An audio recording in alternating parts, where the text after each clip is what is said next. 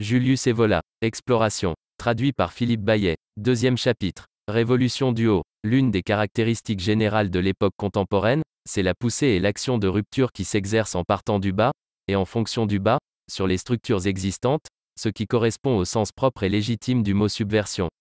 Cette situation a pour prémisse évidente la crise de l'ensemble des structures en question, qu'elles soient des structures politico-sociales, culturelles ou intellectuelles.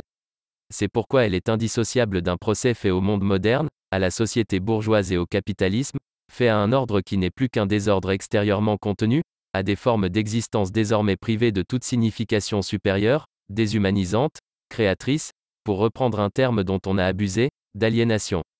La révolte contre tous ces aspects d'une civilisation problématique peut être légitime.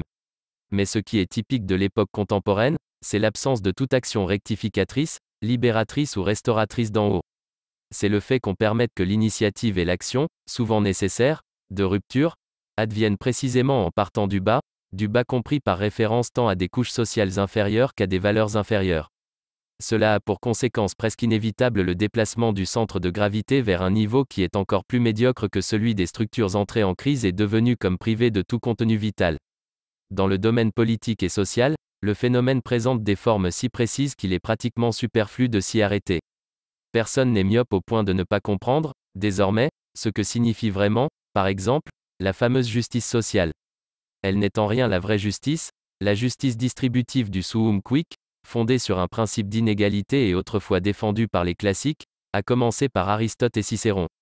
Il s'agit en fait d'une pseudo-justice partisane, au service exclusif des intérêts des couches les plus basses, des travailleurs, et au détriment des autres, sous l'influence de mythes qui ne servent qu'à aplanir peu à peu la voie de la conquête de l'État par les forces de gauche.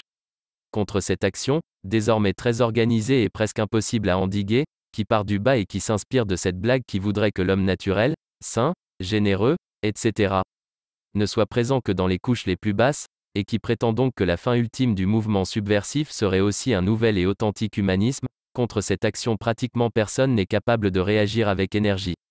Le principe de la réaction devrait être le suivant. On peut dénoncer les erreurs, les défauts et la dégénérescence d'un système. On peut, par exemple, s'affirmer ouvertement hostile à la bourgeoisie et au capitalisme, mais en partant d'un plan situé au-dessus et non en dessous de ce système, au nom des valeurs aristocratiques, qualitatives et spirituelles, non des valeurs prolétariennes, sociales ou collectivistes. Les valeurs aristocratiques pourraient en fait donner lieu à une action rectificatrice encore plus radicale, si elles trouvaient vraiment des hommes qui fussent à leur hauteur, munis d'une autorité et d'un pouvoir suffisant, capables de prévenir ou de briser par une révolution du haut toute velléité ou tout début d'une révolution du bas. On voit malheureusement de façon de plus en plus nette que de telles perspectives sont étrangères aux horizons intellectuels de nos contemporains.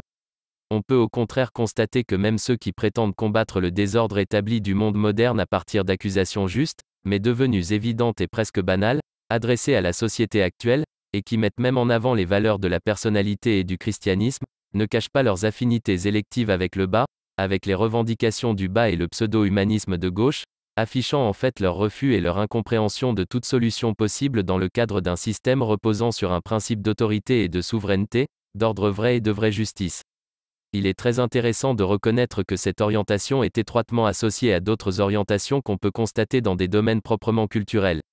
Le néo-réalisme et autres tendances similaires ne se caractérisent-ils pas par le fait de ne présenter abusivement comme réels que les aspects les plus bas, les plus misérables, les plus équivoques et souvent même les plus laids et les plus vulgaires de l'existence? Faut-il croire que le reste n'aurait rien à voir avec ce qui est authentique, sincère et réel? Il est un cas encore plus significatif, qui montre le grand rayon d'action de la diffusion de la tendance en question, celui constitué par la psychanalyse et par l'irrationalisme moderne. On est parti d'une critique, en soi légitime, du fétichisme de la raison et de l'intellectualité abstraite, d'une critique des superstructures du moi conscient.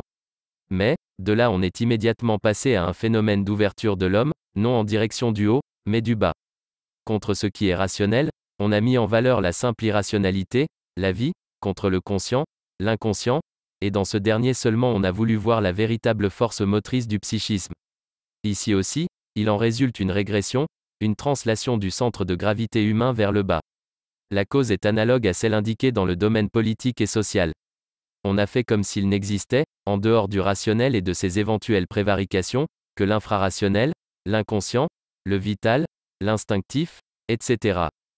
Et non, également, Le suprarationnel, bien que celui-ci soit attesté par tout ce qui est indissociable, dans l'histoire de la civilisation, de la grandeur humaine authentique. On pourrait développer des considérations analogues pour désigner d'autres parallélismes, en rapport avec des phénomènes culturels contemporains comme, par exemple, l'existentialisme et de nombreuses variantes du néospiritualisme. Mais nous ne pouvons pas nous étendre ici sur ce sujet.